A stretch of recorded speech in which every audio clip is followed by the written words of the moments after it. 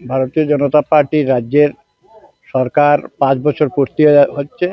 আর প্রবুদ্ধ নাগরিকদেরকে আজকে সংবর্ধনা দেওয়া হয়েছে।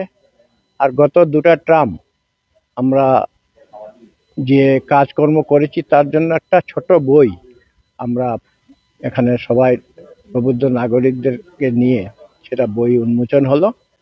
এবং ভারতীয় জনতা পার্টির সরকার কি কি কাজ করেছে তার অল্প খতিয়ান তুলে দেওয়া হয়েছে। প্রার্থী চয়নটা দলের হাইকমান্ডের উপর নির্ভর করে। আর এই ধরনের কোনো এখনো কাজ শুরু হয়নি। দল সার্ভে চালাচ্ছে এবং দল সঠিক ব্যক্তিকেই দেবে। কাকে দেখবে দল নিশ্চয়ই সেই ক্ষেত্রে দল ভালোভাবে চিন্তা করবে। যারা সেই পদের যোগ্য সেই অনুযায়ী দেবে।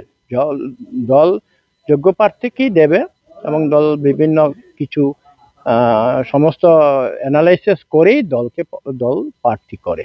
যে অঞ্চলের যে সব মানুষের যে সমর্থন, সবারই ভেতরে ভেতরে ইচ্ছে আছে মিহির কান্তি সুমি পাবেন টিকিট। কারণ আমাদের মাননীয় মুখ্যমন্ত্রী ডক্টর হিমন্ত বিশ্ব শর্মা, উনি কর্মবীর মানুষ, অত্যন্ত সৎ মানুষ এবং অত্যন্ত বুদ্ধিমত্তার সঙ্গে আসাম চালিয়ে যাচ্ছেন এবং তিনি সৎ মানুষকে পছন্দ করেন, দুর্নীতিকে পছন্দ করেন না। তাই মিহির বাবু একজন সৎ মানুষ হিসাবে আশা করি যে মুখ্যমন্ত্রীর স্নেহ থেকে উনি বঞ্চিত হবেন না এবং আম জনতার ভোট তিনি পাবেন, যেহেতু তিনি আম জনতার বিধায়ক। হয়তো প্রচার চালাচ্ছে, ওনারা চালাতে পারে, সেটা আমরা ধর্তব্য বিষয় নয়।